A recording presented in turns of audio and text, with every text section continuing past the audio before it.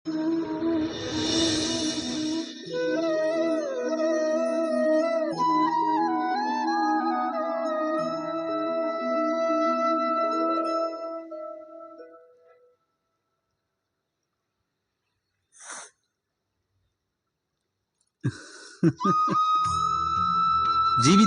సంఘర్షణలను ఎదుర్కొనే శక్తి తన మనస్సుకు లేదని తలిచేవారికి తమ ఆత్మబలం మీద విశ్వాసం ఉండదు. అప్పుడు వారు సద్గుణాలను త్యజించి దుర్గుణాలను అలవర్చుకుంటారు.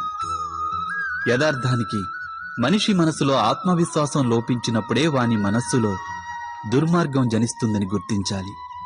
ఆత్మవిశ్వాసమే సచ్చీలతను ధారణ చేస్తుంది. ఈ ఆత్మవిశ్వాసం అంటే ఏమిటి? జీవితంలోని సంఘర్షణలు తమను నిర్వీర్యం చేస్తాయని నమ్మేవారు తమ ఆత్మవిశ్వాసాన్ని కోల్పోతారు. వారు సంఘర్షణలను అధిగమించడానికి మారుగా వాటిని వదిలించుకోవాలనే ప్రయత్నం చేస్తుంటారు.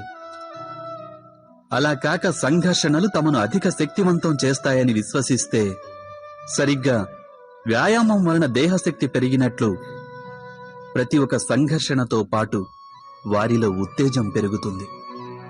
అనగా ఆత్మవిశ్వాసం అంటే ఏదో కాదు, అది ఒక మానసిక స్థితి, జీవితాన్ని దర్శించే ఒక అద్భుత దర్పణమది. అయినా జీవితాన్ని దర్శించగలిగే సామర్థ్యం మనిషి వశంలోనే ఉంటుంది కదా. మీరే ఆలోచించండి.